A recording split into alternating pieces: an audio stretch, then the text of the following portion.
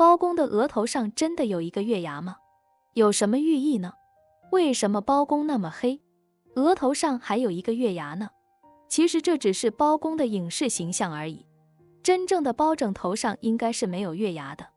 当然，这个月牙也隐喻了很多故事。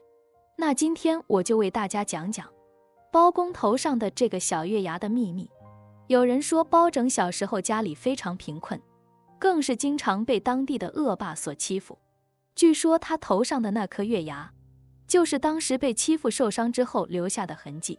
还有人说，包拯小时候很调皮，和邻居家小孩闹着玩的时候，不小心用镰刀勾住了额头，留下了一个月牙形的伤疤。也有说法说，他小时候长得非常丑，父母对他并不是特别喜欢，所以总是让他出去干活。有一次外出放马的时候，他不小心被马踢中了额头，流了很多血，伤口痊愈之后，就成了现在的形状。这月牙其实也是一个马蹄的形状。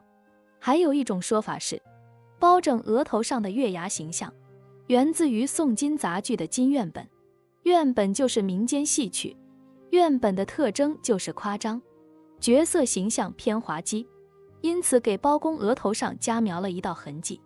包拯在杂剧里的脸谱，基于现实不是黑色的黑脸，是后世杜撰的，额头上加描一道月牙痕迹，原本仅仅是表达多思的意思。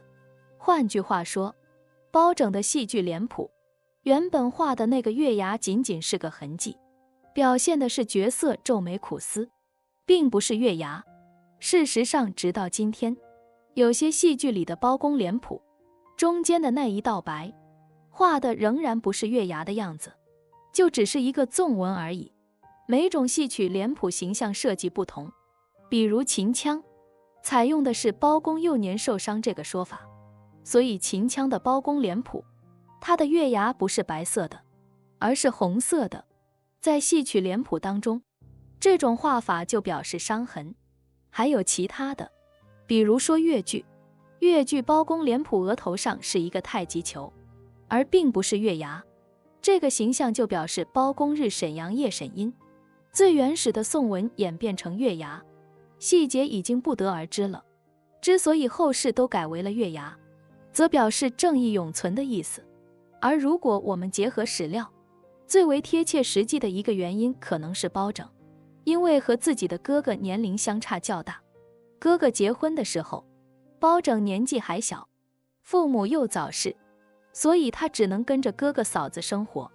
他嫂子对包拯非常厌烦，又怕他以后分得自己家产，所以就想尽办法除之而后快。有一次，嫂子把包拯骗到井边，趁他不注意的时候，一把把他推到了井里。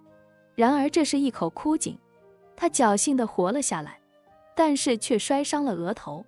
额头的伤口痊愈之后，就形成了月牙的形状。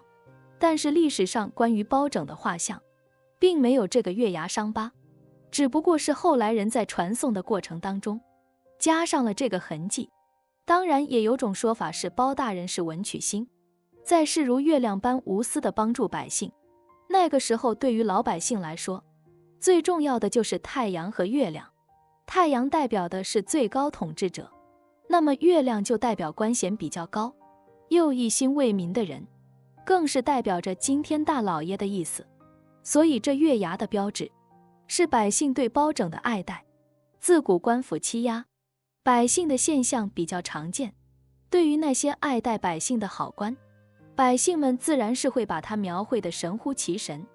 传颂至今，包拯就是在被大家传颂的过程当中，贴上了一个月牙的标签。欢迎关注我的频道，这样就不会错过更多精彩内容。